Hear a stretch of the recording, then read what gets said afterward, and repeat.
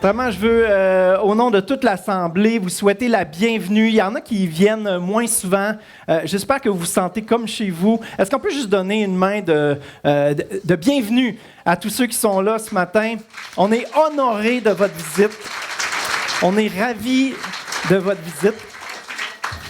Et ça n'a pas été trop tough pour nous. On n'a pas eu besoin d'aller...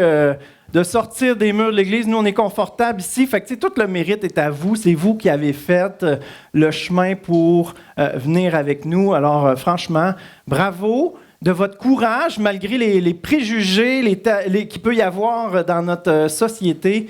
J'espère que vous allez être rassurés qu'on est des gens normaux, de bonne volonté. Et franchement, j'espère que vous allez vous sentir chez vous. Vraiment, on n'a pas fait grand-chose. Nous, on reste ici et on est là pour vous accueillir. Mais le message de Noël, c'est tout l'inverse, en fait. C'est pas nous qui avons fait un gros bout de chemin pour pouvoir avoir une rencontre avec Jésus. Souvent, c'est vrai, on parle des rois mages qui sont arrivés d'un pays lointain. On parle des bergers qui sont venus. Mais franchement, le bout de chemin que Dieu a fait pour venir sur terre, c'est lui qui a fait le gros bout, n'est-ce pas? C'est lui qui a fait le plus gros bout de chemin pour venir nous rejoindre sur terre. Et Noël, c'est ça. Je pense qu'une bonne définition, ce serait ça. Noël, c'est le gros bout de chemin que Dieu a fait pour qu'on puisse aller vers lui. Noël, c'est le gros bout de chemin que Dieu a fait pour qu'on puisse aller vers lui. Je ne sais pas si vous aviez déjà entendu Noël défini comme ça. Et nous, ce qu'on fait ici, c'est juste aller vers Jésus. Notre invitation, notre cœur, ce qu'il y a au plus profond de nous, oui, on aimerait ça vous côtoyer souvent, qu'on puisse vivre notre foi ensemble, grandir, progresser ensemble en se voyant souvent, c'est sûr, mais au fond de notre cœur, notre invitation ultime, c'est pas venir à l'Église, mais c'est aller à Jésus. Parce que c'est ça qui nous unit ici, en fait. Tous des gens qui sont allés vers Jésus, qui ont découvert, qui continuent de découvrir à quel point Jésus, c'est extraordinaire, qu'est-ce qu'il a fait pour nous. Puis il nous a montré le cœur du Père, puis on développe une relation avec lui. On apprend à le connaître pour vrai. Il devient vraiment notre ami, notre Père, notre conseiller, on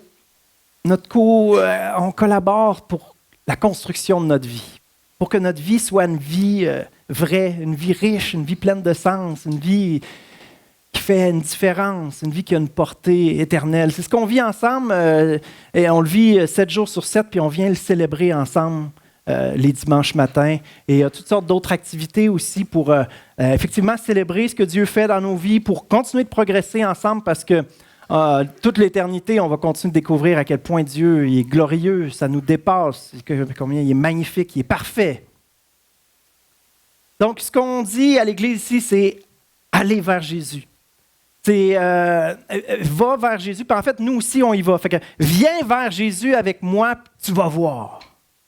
Viens vers Jésus, tu vas voir comment Jésus est merveilleux. Et ce que je vous dis là, cette invitation-là, c'est pas moi qui l'ai inventée. Elle se trouve dans la Bible, dans l'Évangile, là, ces livres-là qui racontent 4 personnes qui ont raconté comment ils ont vu justement ce passage-là de Jésus sur terre. Et il y a Philippe, un qui va devenir des 12 disciples de Jésus, qui va dire à son ami Nathanaël ces mots-là. Philippe, à son tour, va trouver Nathanaël et lui dit « Nous avons découvert celui dont parle la loi de Moïse et que les prophètes ont annoncé. C'est Jésus, le fils de Joseph de la ville de Nazareth. » De Nazareth, répartit Nathanaël. Qu'est-ce qui peut bien venir de bon de Nazareth? Philippe, il ne donne pas 32 millions d'arguments pour le convaincre. Il dit « Tu n'as qu'à venir et le voir de toi-même. Viens, tu vas voir. » C'est ça l'invitation que Philippe a donnée. Venir de Nazareth, à ce moment-là, ça a l'air que c'est loser. Je ne sais pas si vous le saviez. Hein? Non. Peut-être qu'il y a des villages de la Beauce qui ont une moins bonne réputation. Ou tu sais, mettons quelqu'un qui viendrait de Montréal. De Nazareth. Qu'est-ce qui peut venir de bon de Nazareth? On va le dire avec le R. Nazareth. Tu vois, ça, c'est un préjugé que Nathanaël avait par rapport à Jésus. Est-ce qu'on en a des préjugés dans la société québécoise? On nous raconte juste toutes les pires histoires. Oui, partout où il y a des êtres humains, il y a des choses horribles qui se passent. Ça en est passé dans l'histoire de l'Église, mais ce n'est pas l'Église qui est importante, c'est Jésus. C'est vers lui qu'on doit aller. Et nous, on est une Église imparfaite aussi. Si vous nous côtoyez plus longtemps, j'espère que vous ne serez pas trop déçus. Attendez-vous pas à la perfection. La perfection, c'est Jésus. Mais Nathanaël, il va, même si c'est un gars de Nazareth qui s'en va voir. Puis, qu'est-ce qui se passe? Il est agréablement surpris. Jésus était intéressant, ses paroles étaient percutantes, il touchait le cœur. Jésus avait quelque chose de différent. Jésus parlait d'une réalité plus élevée que cette vie-là, une réalité qui fait que tout ce qu'on vit sur Terre a du sens. Et ses paroles, il était vraies, puis il en parlait avec assurance, convaincu de son affaire. Il n'en parlait pas comme une théorie, non, comme une réalité. Les idées préconçues de Nathanaël, tous ses préjugés, ses jugements hâtifs se sont avérés faux. Qu'est-ce qu'on peut lui donner à Nathanaël? D'avoir eu tout simplement l'ouverture de cœur, la curiosité, de donner une chance à Jésus. Moi d'y aller. M'a ben ouer. Moi d'y aller. Je vais voir. Qu'est-ce que j'ai à perdre à aller vers Jésus? Qu'est-ce que j'ai à perdre à m'intéresser à lui? Dans notre société, on en parle tout le temps de Jésus. Vous comprenez ce que je veux dire? Oui. On parle beaucoup de mots de la Bible qu'on a déformés un petit peu. Vous comprenez ce que je veux dire? On en parle beaucoup de Jésus. Mais pourquoi en parler autant sans savoir pantoute de quoi il est question? Il y a des Québécois qui ne savent même pas que Noël et Pâques, c'est le même gars. Dans le berceau, puis sur la croix. Oui, peut-être il y en a, je ne ferai pas lever les mains, il y en a peut-être qui viennent d'apprendre que le Noël et Pâques, c'est le même gars.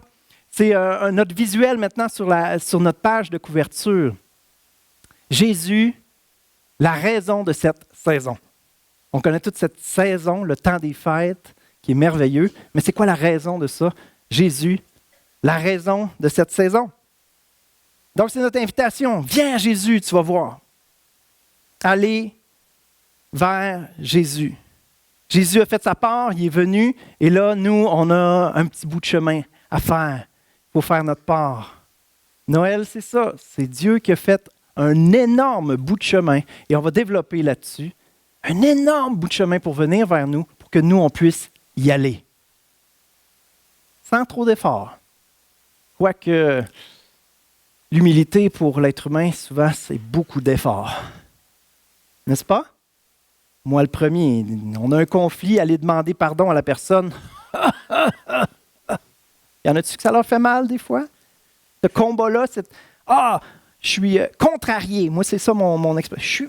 Je suis contrarié. Puis je vois ma petite fille de 5 ans, des fois, elle est contrariée. Ça ne se passe pas comme elle veut. C'est difficile de passer par-dessus ça. Noël, c'est le gros bout de chemin que Dieu a fait.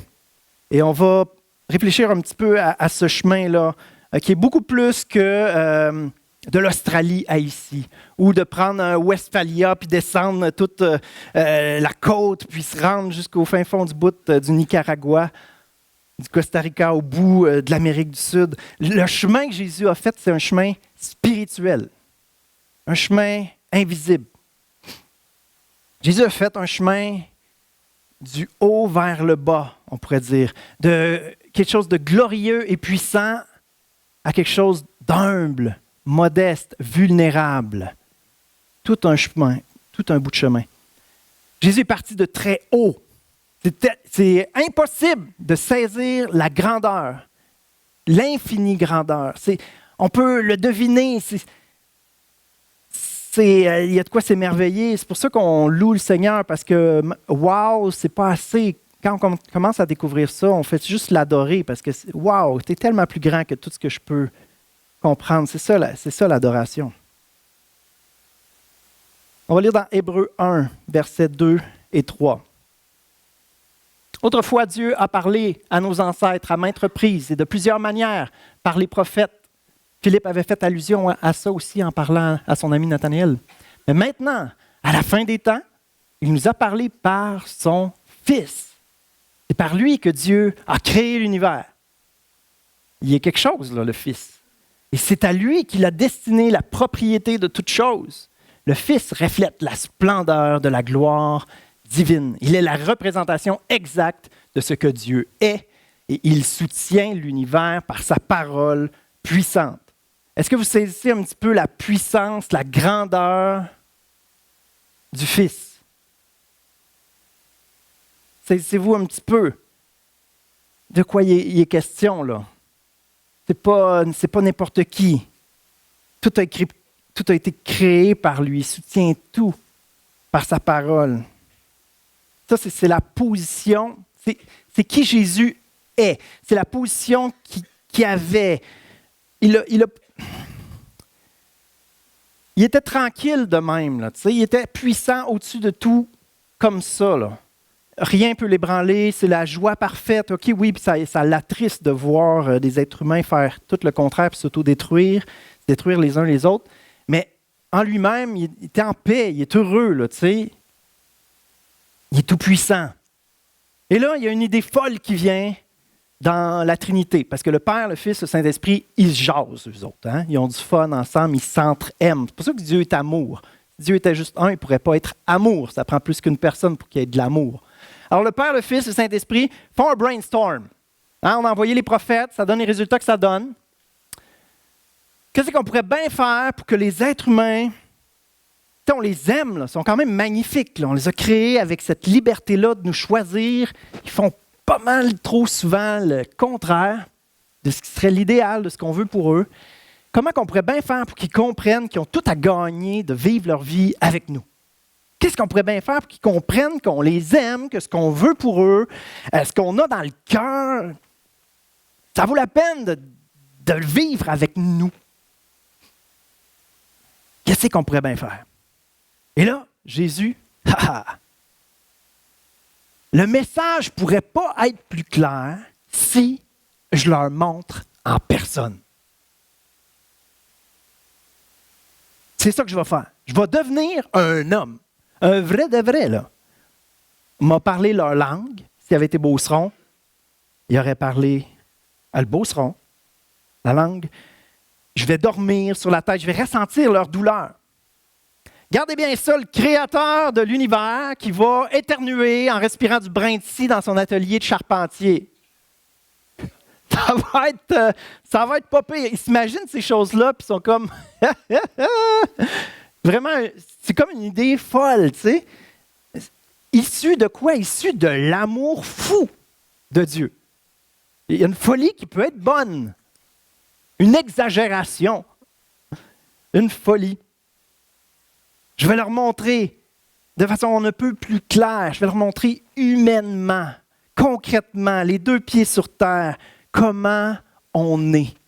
C'est quoi le cœur de Dieu?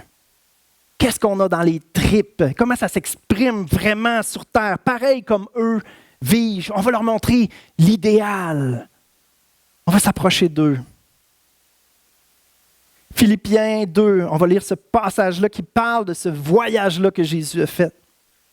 Jésus possédait depuis toujours la condition divine. Mais il n'a pas voulu demeurer de force l'égal de Dieu. Dans le fond, il n'a pas voulu retenir qui il était. Il ne s'est pas préservé. Il ne s'est pas préservé. Il s'est livré. C'est l'inverse. Il n'est pas préservé, il ne s'est pas protégé. C'est ouvert. C'est donné. Il a de lui-même, en toute liberté, renoncé à tout ce qu'il avait et il a pris la condition de serviteur. De Seigneur de l'univers à serviteur d'êtres humains comme vous et moi.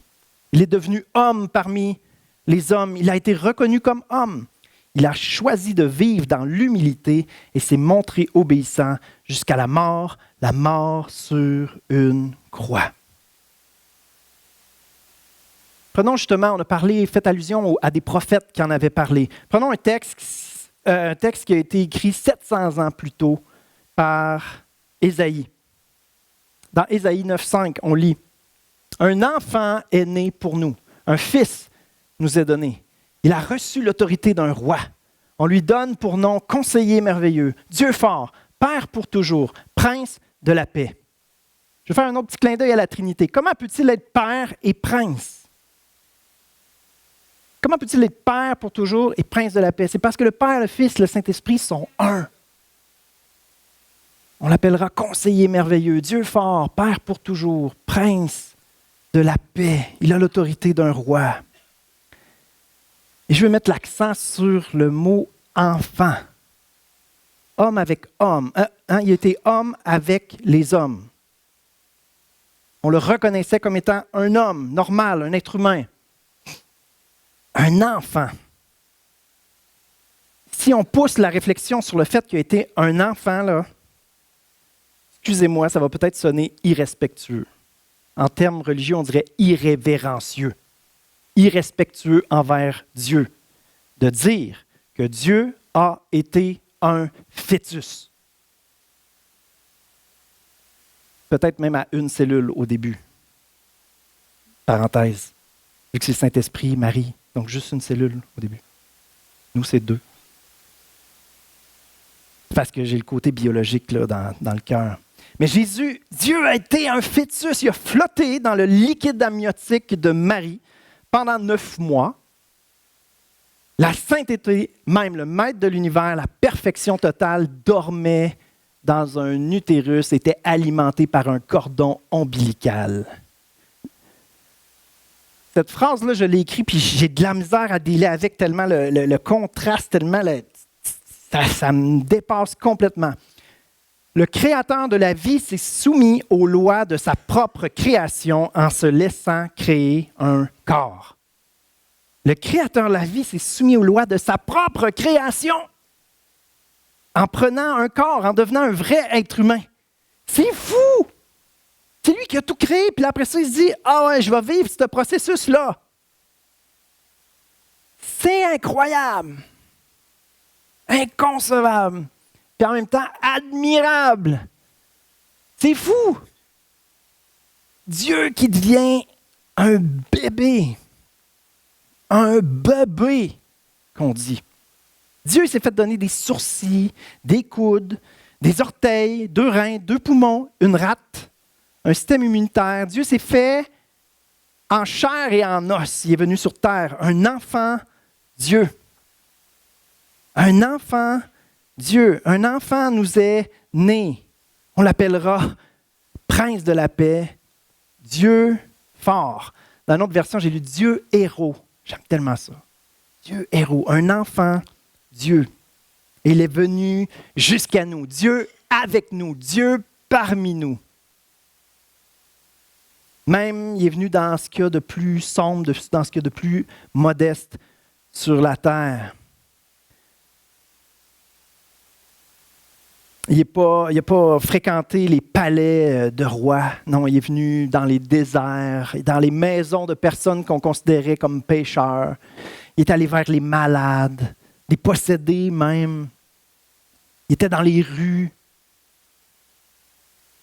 Jésus est descendu vraiment dans ce qu'il y a de plus ordinaire, dans nos difficultés même. Hébreux 4, 14 dit « Il a connu toutes nos épreuves à tous égards. Il a été soumis absolument aux mêmes tentations que nous. » Dieu qui a été soumis aux mêmes difficultés que nous. C'est quel genre de difficulté?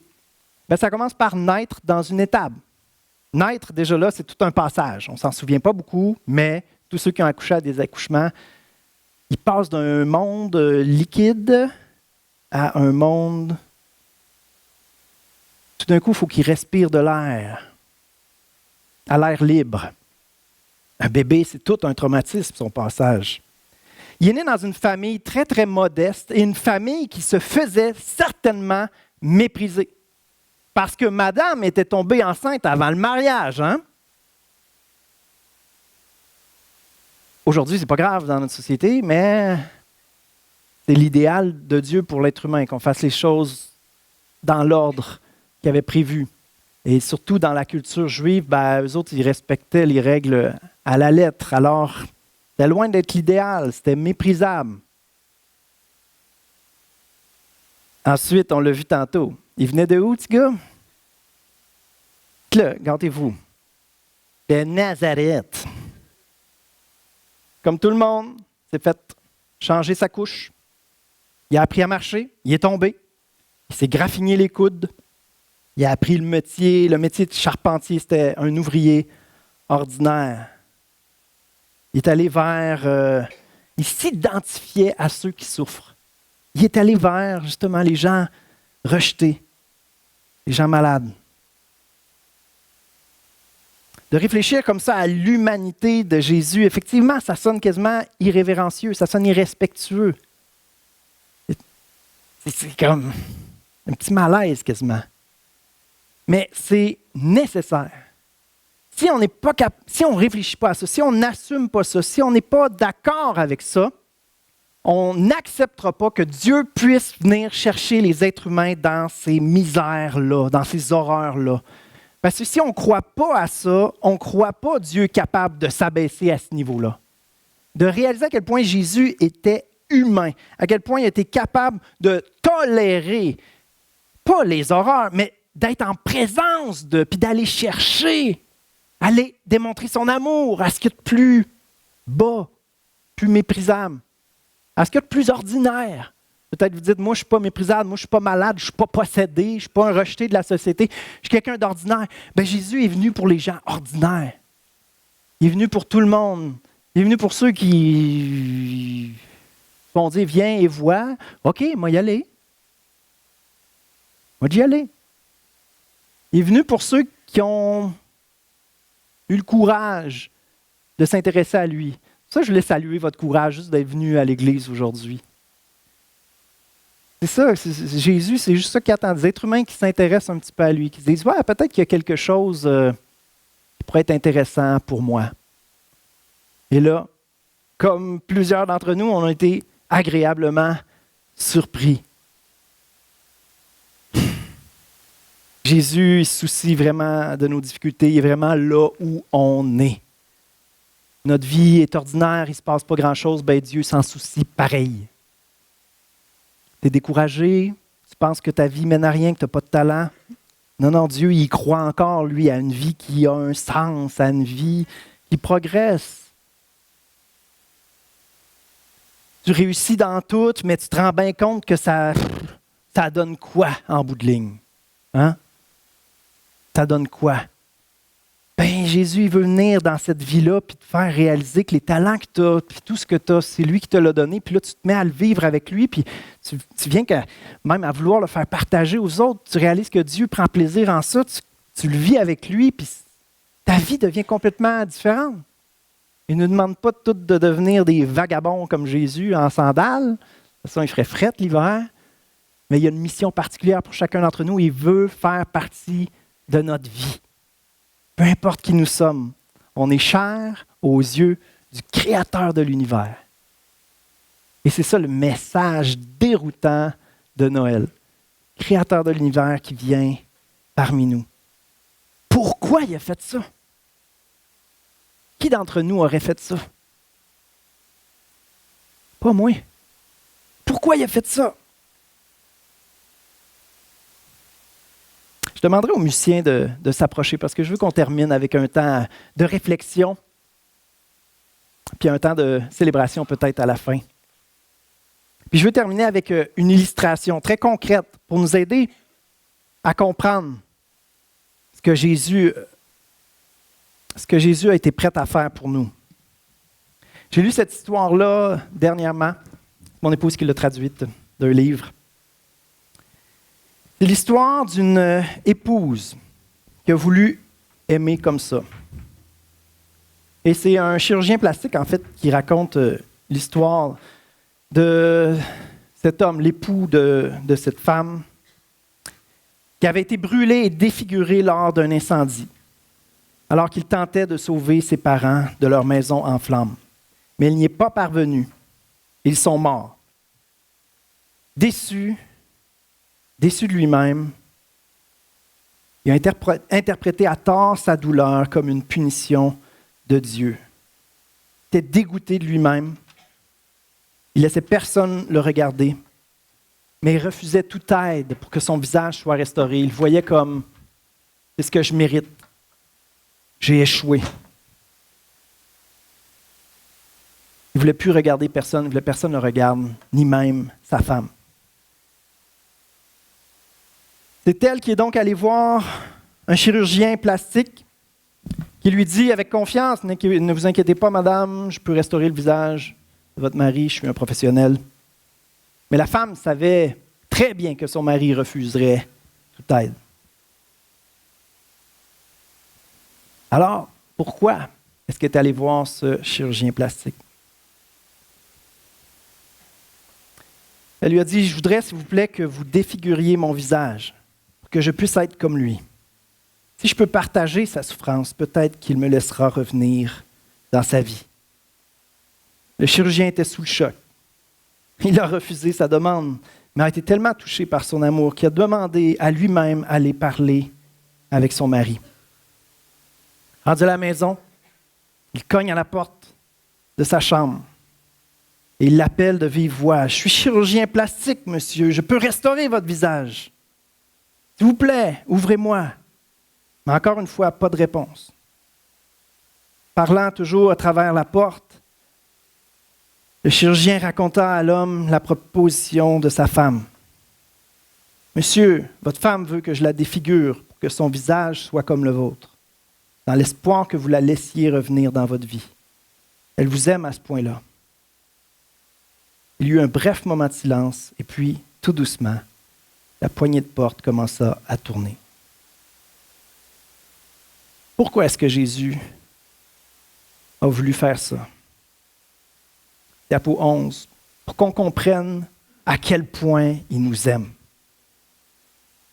Pour démontrer qu'il n'a pas peur d'être avec nous, comme nous, peu importe qui nous sommes, prêt à mourir pour nous.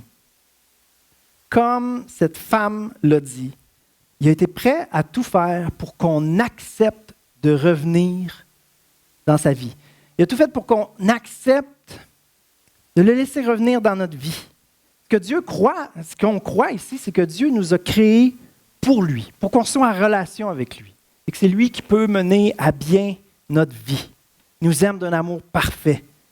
Et il est venu pour nous dire, pour nous lancer cette invitation-là. J'ai fait un méchant gros bout de chemin pour vous. Viens, tu vas voir. Viens et vois. En 2 mots, pourquoi il a fait ça? Par amour. Il n'y a aucune autre explication. On l'a vu tout à l'heure, de son propre gré, il a décidé à renoncer à sa position pour venir.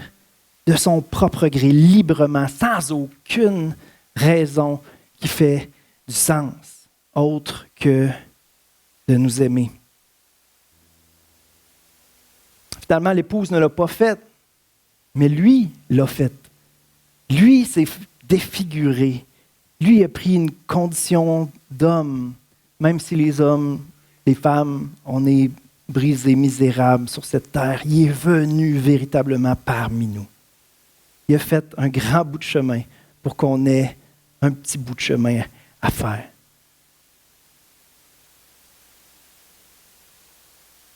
C'est fou quand on y pense parce qu'avec tout le dommage que l'être humain fait, toute l'indifférence qu'on peut avoir envers Dieu, c'est nous qui devrions avoir un gros bout de chemin à faire. Parce que c'est nous qui nous sommes éloignés beaucoup. Mais malgré ça, c'est lui qui a choisi de faire tout le chemin que nous, on a fait à s'éloigner de lui pour venir nous chercher là où on est. Et il n'y a aucune autre explication que par amour. Mais ce qui change tout dans la vie d'un être humain, comme cet homme-là qui était dans sa chambre, qui ne voulait plus rien savoir de la vie, ce qui change tout, c'est de réaliser à quel point on est aimé.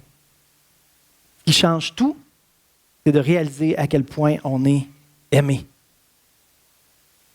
Ce qui change tout, c'est de réaliser à quel point on est aimé, que Dieu a une vie pour nous, une vie avec nous. Est-ce qu'on peut pencher nos têtes? Je voudrais nous guider dans une prière. Seigneur, ton amour est incroyable. Et je veux oser t'ouvrir mon cœur, m'intéresser à toi.